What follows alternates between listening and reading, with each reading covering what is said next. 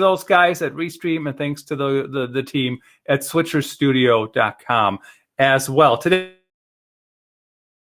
and what's interesting about that topic to me, quite frankly, I have done, 300 some podcast episodes for the Business Storytelling Podcast and others, of course, as well. But I've also done, hundreds of live streams. And here's the thing. I don't even feel like a live streamer. I don't even feel like a podcaster. I'm just playing one on the internet. I'm not outgoing. When I'm done with this, you know what I do? I go upstairs. I lie on the couch. Don't talk to me, kids. I need some quiet. So I don't want to say I feel like an imposter, but sometimes we want to come over here at his book on Amazon. It is launching. It's coming out March 23rd. And you can pre-order that already. Hopefully you'll consider that. The Surprising Gift of Doubt. And today's guest, we'll get him out of the green room here. Marc Pitman, ran across him, I believe, on Twitter. He can remind us how we know each other. It's so hard to keep track, honestly, anymore. But a great connection, great thought leader out there. Let's get him out of the green room here. Marc, how's it going? It's going great. Thanks so much for having me here. Really appreciate you making the time bright and early as well. Of course, it's a little better than mine. Yeah, but it's pandemic time at the time of this recording, so it's still like, oh wow, I had to get up almost like I had to go to a commute or something for a chamber event. Yeah, for a chamber event. Yeah, exactly. Yeah. So that's kind of funny, and get dressed up and look good for the camera. So I have all my ties in the corner and clean shirts in the corner of my office now. Never had that before the pandemic. You just go over and put them on when you need them. I take it. And this is a video call. Okay, great. Well, we just started, so I'm glad you figured it out. But you look great. Yeah. You look great. I hope my hair is good as well. Oh, I love your hairstylist. We'll have to talk. Yeah. It's the best I can do. So, Marc, let's talk about why do we even have the imposter syndrome out there? What's going on? Why are people having so much doubt? And I have it too. I mean, I'm pretty anxious when it comes to those things. Well, I love what you said about the about just being, you've done this so much and you yet don't see yourself as this. And I think that's one of the things that happens where we are at least the leaders I like to work with are people that are honest about themselves, they have humility, and they don't buy their own press. I think there's a lot of danger that happens when leaders start buying their own press. But kind of a bad side of that is the imposter syndrome aspect of the doubt. We feel the doubt, and we know that leaders don't have doubt. We've seen that. We've seen that leaders are confident and full of vision and telling a better future and moving forward. And so that isn't what we feel. So that must mean that we're not that. We're something else. We are growing to be that. And that's that's why I call the surprising gift of doubt, because I think, as you may have experienced too, doubt is pretty common. That's a common human condition, and it doesn't necessarily mean we're broken. It can actually mean we're on the verge of greatness. And I certainly would like to be on the verge of greatness, but there is, I doubt everything all the time. Is this working? Is that working? Am I saying the right thing? Am I doing the right thing? But I think the one thing I've learned, and I don't know if you address this in your book, it hasn't even come out yet. So, I put the whole fear of perfectionism kind of aside. So, for example, I just started my 4th book, and here's the thing. I'm just putting it together. I'm just writing it. And I'm at like 50 pages, right? After just a few days, because I already have all this content. I'm not going after perfectionism. I'm going after, do I have enough valuable content to put a book together on this topic? And if I don't, how much more do I have to write? So it's more like, it doesn't feel, I'm not putting as much pressure on me. Now, it's easier said than done when it's just me, right? And if I'm not part of a team, for example. But that's one way I get around it. What are some other tips and tricks for people? Well, writing a book is a great example, because there's that. I think that brings out anything where we put ourselves on center stage. Business leaders, professional speakers, trainers, managers, where that brings out all the doubt within us. And I know for myself, this is my 8th book, and every time it's sort of, who am I to be writing this book? There's so many other great books. There's so much other great material. But one of the things that helps overcome it is when you do it and other people start quoting your stuff and you realize that your voice has a different spin. There's a different way of a perspective that you bring to the work that helps them find and access all the great stuff that they've had before, that you've built on, and that you're sometimes just processing and sharing with people, not even adding to necessarily, but your own perspective is incredibly helpful for others to hear what you've learned and what you're trying to, the message you're trying to get across, the story you're trying to tell. Yeah, absolutely. And what's interesting is, I mean, I'll just kind of go do it. But again, at some point, I do hit that self-doubt. Why is it so common that people, I mean, is it worry? There was a thing I saw the other day for during the COVID pandemic. The dentists are reporting, now I can't think of it, people are clenching their jaws more. Wow. You know what I mean? Or something like that. So why is it so common? Are we just a bunch of worriers? Well, I think the way I call it is the leader's journey. So if you had a 4-quadrant analysis sort of thing, you have confidence at the top, unsure at the bottom, and then you have your external cues and you have your internal cues. And most of us start our life journey, our leadership journey, on the one side, not knowing there's a full map. So we start highly confident. People tell us, go do this. They believe in us. So we have highly confident, and we're looking at our external cues. We're looking to people. We're trying to copy people. We're trying to do what we've seen done. It worked for them. It worked for the parents or teachers or boss or the person on TV or the other person that we admire. And so we think it'll work for us too. And I grew up listening to motivational speakers. And one of the things that I loved hearing them say was, if you think you're a leader and you turn around and there's no one behind you, you're just out for a walk. And that takes a hit on your confidence and it starts to go down. And so you start doubting yourself and you realize, oh, the stuff that worked for Christoph isn't working for me exactly. And what's broken? So we start looking for what's broken. But we've been trained through school, through a lot of our faith communities, that all the answers are out there. They're outside of us. So we look for podcasts, webinars, we look for books, we look for seminars, we look for the systems that'll fix what's broken within us. And have you read the book Getting Things Done?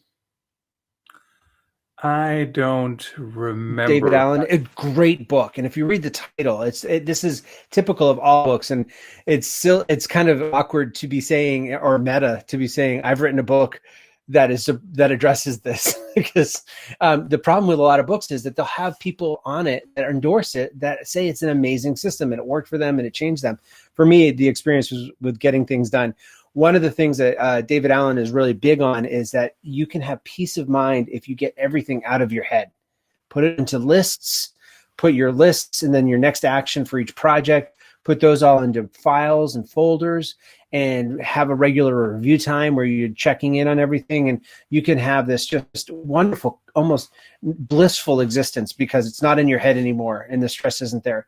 Well, if you try that, I'd love the lists. I love the next action step. I found that to be very helpful.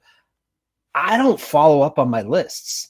As structured as I am, I don't go back into the file cabinet. If you were to see the desk around this little camera, it is not it doesn't look orderly. It's orderly to me. I know where everything is, but it's that the rest of the system fell apart. And what happens for a lot of us is we start thinking, well, it worked for all those other people. We must be really broken.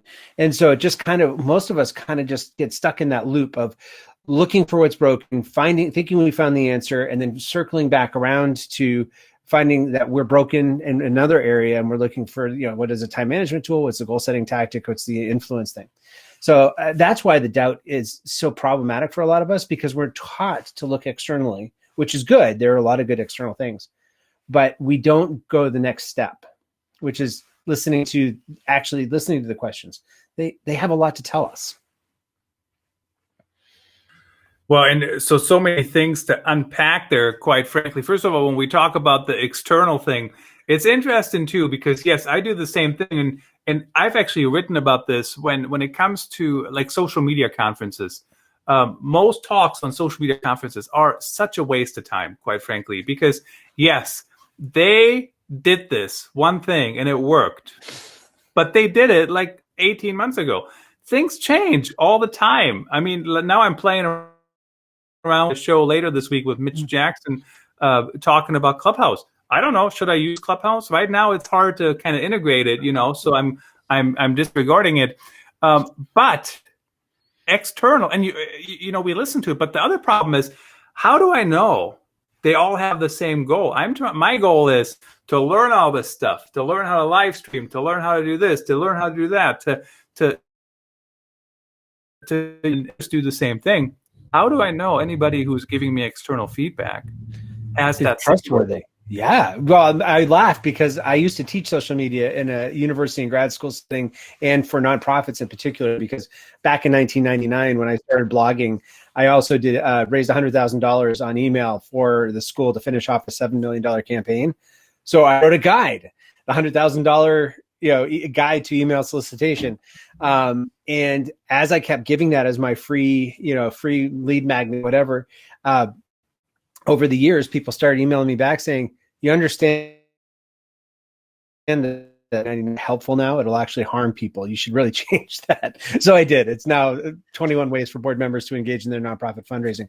But that's what one of the values of Quadrant 1, which is the copying other people, is you learn who's trustworthy. Because a lot of people don't have your best interests at heart.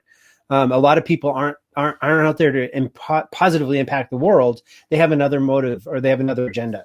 But you also learn who is trustworthy. And what I love about Quadrant 2, the experiment quadrant, is where you start experimenting with other things and you learn how you learn. Are you an auditory learner? Is listening to books better for you, or listening to lectures is the way you take in information? Are you better kinesthetically? I don't know about you, but I like to walk on a treadmill and read a book. There's something about that locks in the ideas for me. I used to do that at college too. I'd walk down through the quad with my notes, and for whatever reason, I didn't trip, which was a miracle, I'm sure. But I think those are some of the things that are really helpful about the externals. Unfortunately, if we're just stay there, we never get into the fullness of who we are, which is our own bent, our own take on the world that we were talking about with writing a book. That when we start looking at the stories we tell ourselves and the way we're hardwired and the way that we set goals, which is different. There's a million different goal setting systems that can be helpful, but pulling them together and making our own, it's almost like we're making our own custom suit. We could go and buy a suit off the rack and put it on, and it may fit kind of, or we could go to a tailor and have actually our measurements taken. And if you've ever had the thrill of that experience, and I know that's the height of privilege, but wow, it is amazing to have a suit that is made just for you. And that's what we get to do when we move into the third quadrant, Quadrant 3 leadership, which is where we start listening to who we are. What are our doubts? What are our beliefs? What are our core convictions? What are the values that we value? A lot of times we're taking other people's values unquestioningly. We don't even realize that we don't agree with them, or they're causing stress in our lives because we're trying to live up to values that we don't really care about. And that's where we get to really explore in Quadrant 3. Yeah, and the other thing I've learned as well over the years is what I'm motivated by. So, for example, I am not motivated by fear at all. Now, in a life, something happens to my life, I guess that's different. But in a business sense, I'm very much not motivated by fear. Like, if you don't do this, you get whatever. Like, I'm motivated by learning. I'm motivated by moving forward together. I'm motivated by, trying the different things to make things happen. And one HR executive actually said to me, how did she put it? Something about you want to be in control even when you're not in control, or like informal control, I guess. Like, I'm controlling how I do it. But here's the goal. Let's reach the goal together, right? Like, if I'm playing football, don't tell me exactly how to block them. Just tell me, go block them, right? Let's figure it out. Whether I do a shoulder block, now I'm dating myself, or, I use the 2020 methodology. Of course, I haven't played football in years. We're all getting up there. Funny you talk about suits. I mean, I was going to wear a pair of jeans today, Mark, for the show. And then I thought, why do I have to wear a pair of jeans? Uh-oh. COVID. No, I'm dressed. Yeah. No worries. But, COVID times are different. So they sure are. Right. So talk about COVID times, though. I mean, we're all at home, or many of us are at home.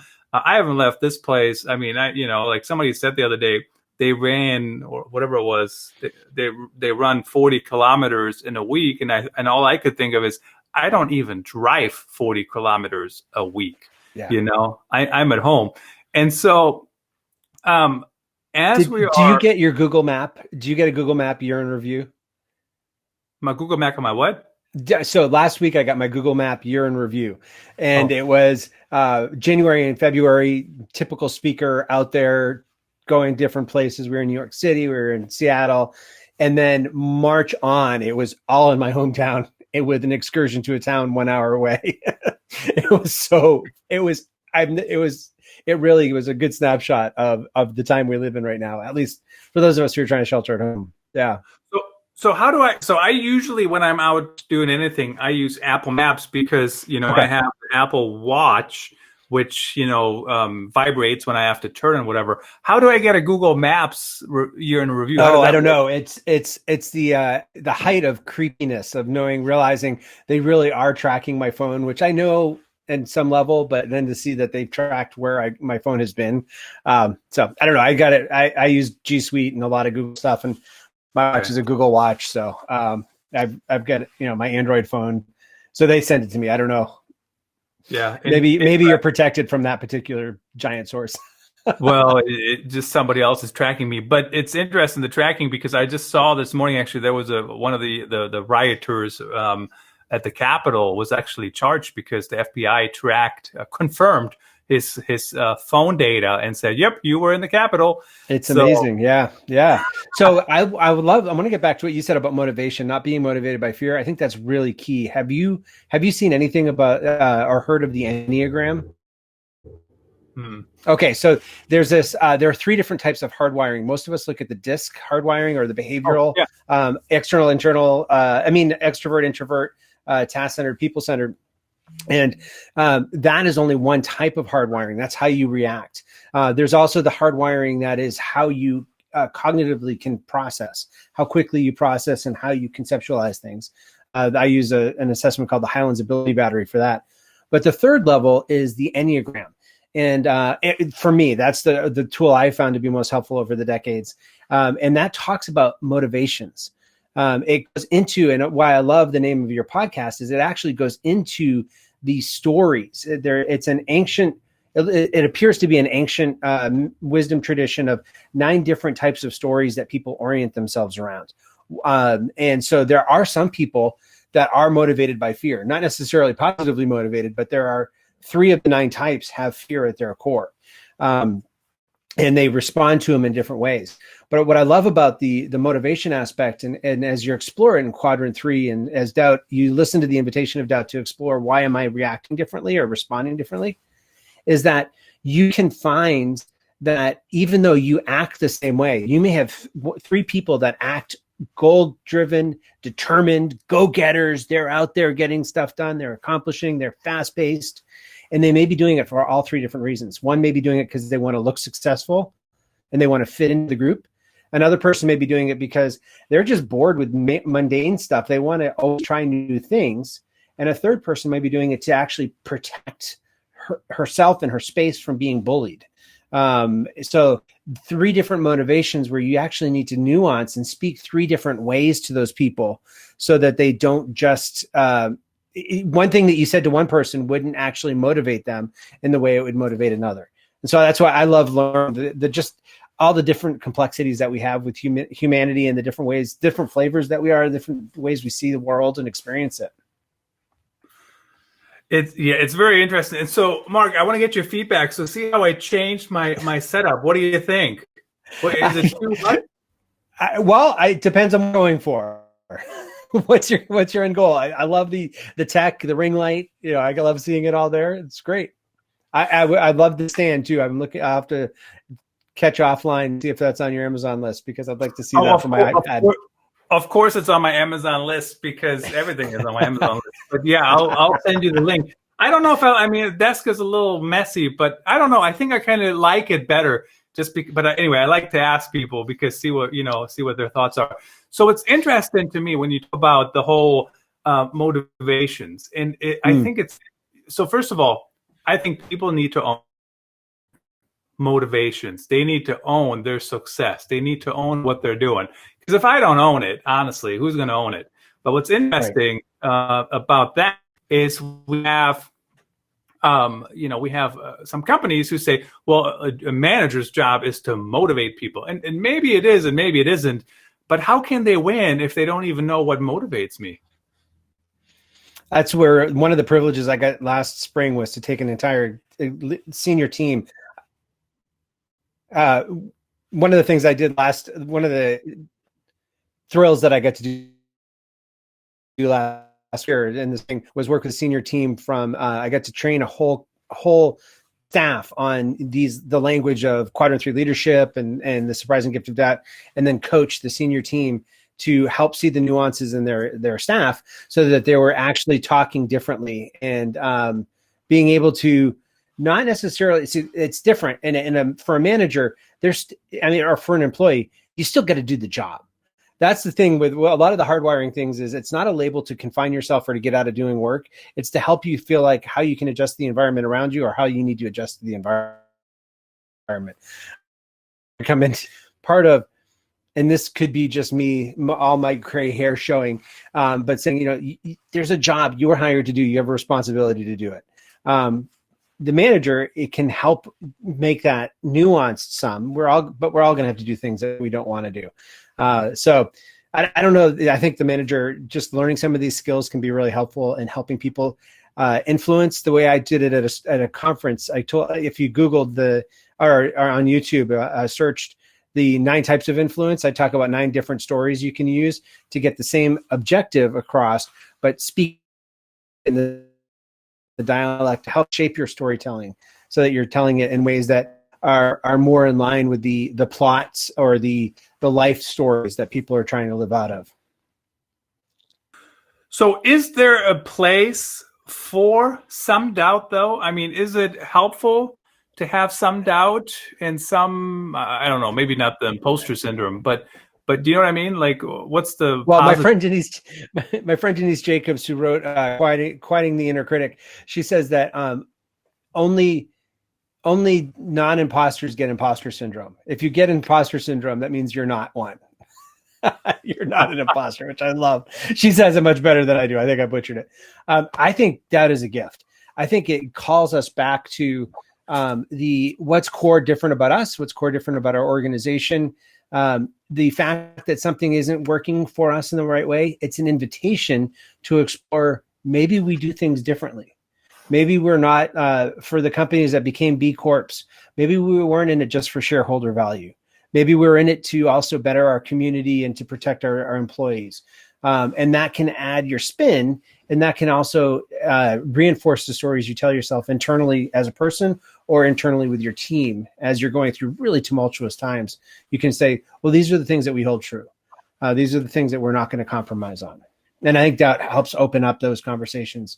It's scary as a leader because you can't be vulnerable. You have to be vulnerable with people you can trust, because not everybody's trustworthy, as you learn in Quadrant 1. Some people are really out to get you. And some people just have built up a story in their own lives that management is cheating. They're always deceitful. They're always trying to squeeze you. And so or leadership can't be trusted. So you have to be shrewd with how you work this with your staff and your team. But I think there's a tremendous amount that doubt can unlock in a good way through this exploration. Yeah, it's certainly an interesting journey to figure out, and especially as people are moving around, companies are facing some tough times here during COVID and whatnot. What's interesting, a couple other things you mentioned, the file cabinet. I agree. I don't ever go back to my file cabinet. By the way, I don't have a single drawer, Mark, in my office. So you can see part of my office. I do have an office treadmill that, so it's right over here. I do walk on that on some meetings. I don't like to read books on it, but I do definitely walk on it when I'm not necessarily speaking much. But there is not a single drawer in here. I barely have any paper. I just have some papers. I wrote down some notes. But when it comes to putting things on a list, I mean, even with articles, I'll put them in the drafts. I'll never write them, ever. Never. What I have to do is every Saturday morning, I got a couple hours put aside and saying, update a blog post or file a new one or whatever. And that's how I get it done because I have to block off the time. Yep. So that's how I do it. I don't know. I do too. One of the things that I learned from my process in getting things done and what didn't work for me was that I love the to-do list and I love the next action item. What is the next thing that I need to do to accomplish that goal? I think that was really helpful in that book. But for me, task lists give me great joy to completely write out, and then I'll put them away and forget them. So I also schedule my tasks on the calendar. It's amazing how much easier it is to, after a few months, you start realizing how much time things actually take. You might put a half hour for a blog post originally if you're starting out, but it actually takes a couple hours, and probably for me, 90 minutes of that is often looking for the right image to go with the blog post. But that I like to schedule my tasks as well. I don't find task lists to be incredibly helpful. Although I don't know, with my iPad, I have this app called Notability. So now I have one long sheet of like 20 plus pages. That's all the times I do write to-dos for the day to help me focus. And I have yet to go back and harvest them to see what are the to-dos that I haven't done yet. But it's there for me when I'm ready for that, when I'm ready to have that conversation with it. I think a good rule of thumb, honestly, is estimate how much time you think it'll take you, and then double that time, and then put that in your calendar.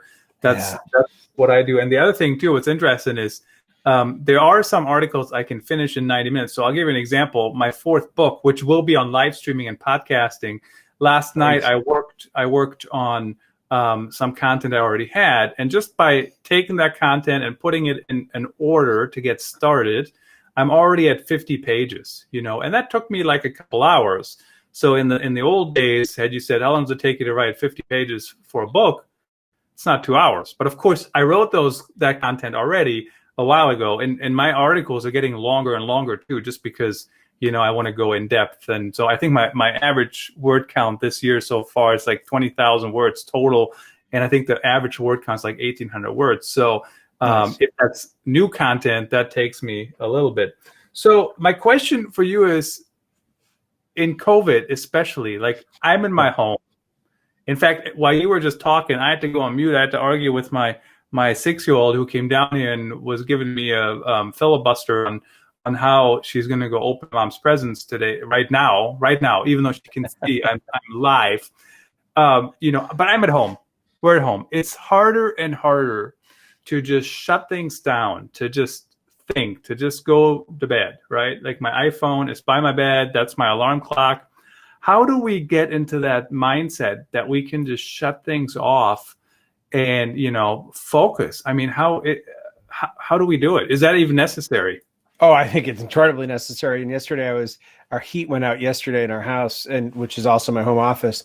And I was wishing in a way that if we had to be cold, we might as well have no power, because there's an amazing stillness. And I don't wish that on anyone, but I know that when the times we've lost power, there's an amazing stillness. And I don't have any scientific proof to, I'm not a scientist. I haven't played one on TV, but the router going off, I think, there's a stillness that happens when the power's out. So I think part of it is remembering I have found centering prayer or mindfulness with I think it could be space on I use Shine is one app that's really good with this. I've been told. I use Headspace. But when the pandemic hit, I knew that fear was one of those things that really doesn't help me make good choices moving forward. So I started going back into some 10, 15, 20 minutes of mindfulness at least once a day, a few days a week. And I have found that has allowed me to be a little bit better with my family.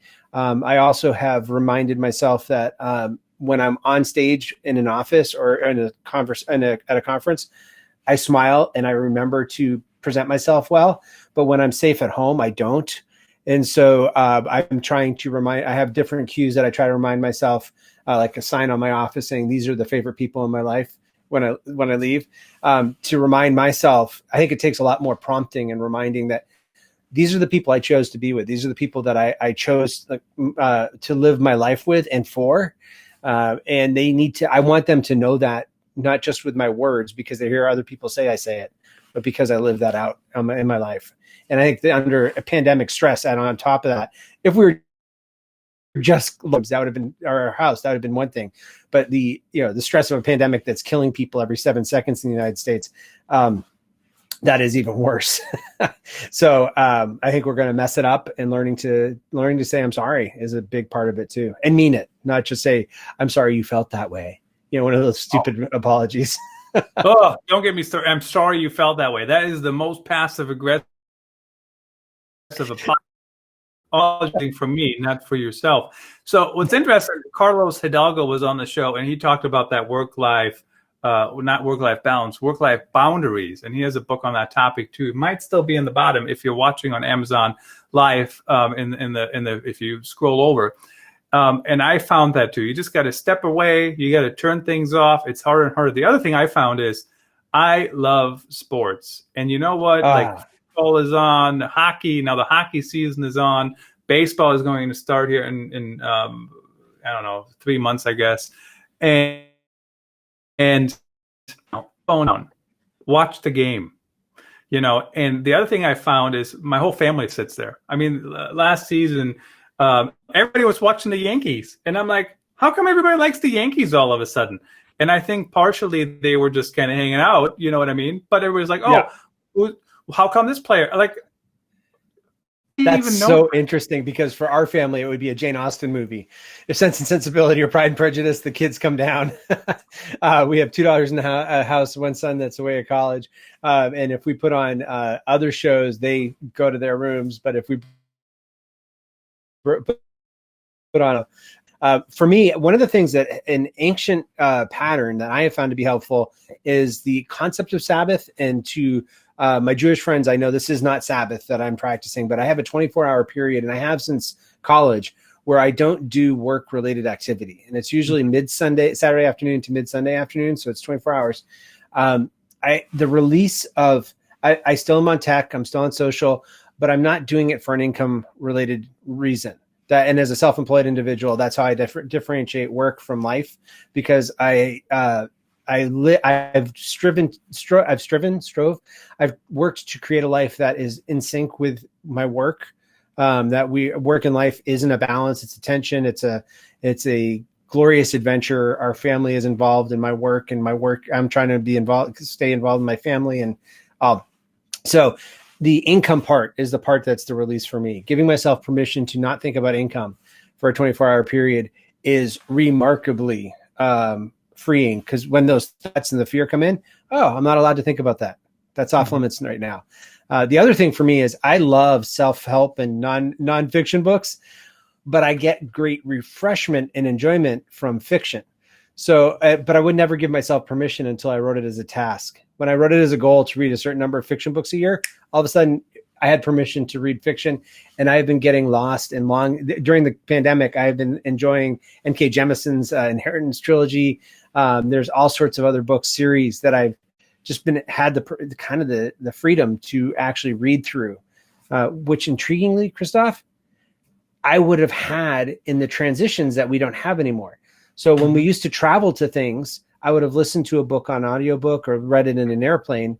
When we, there's a lot of transitions. One of my friends in Boston reminded me that we don't have transitions anymore.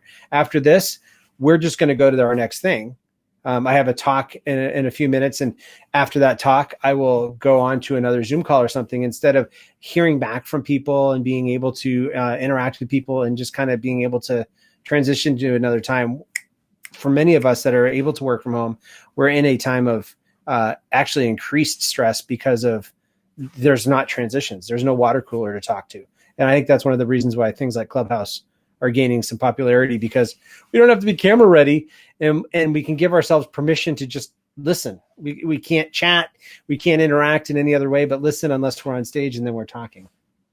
And of course, whatever the definition of camera ready is, it's debatable anyways, right? I mean, it kind of changes. So a couple quotes I really love, Mark. If you think you're a leader and you turn around, there's nobody behind you, you're just out on a walk. That's fantastic. And then if you think you have the imposter syndrome, you probably don't, right? Only imposters don't have it. right? Did I say that correctly? I think so. Denise Jacobs is the one that I'll look for the quote from her. Yeah. Yep. Fantastic. You can connect with Marc at concordleadershipgroup.com. And the new book is coming out, The Surprising Gift of Doubt, March 23rd. We do have the link in the show notes, and it's also the featured item over there on Amazon Live. Marc, it was my pleasure to have you on the show. Really appreciate you making the time bright and early. I can literally see the sun coming out outside my office window here. It's getting lighter and lighter here too. Thanks so much, Christoph. You bet. Thanks everyone for watching.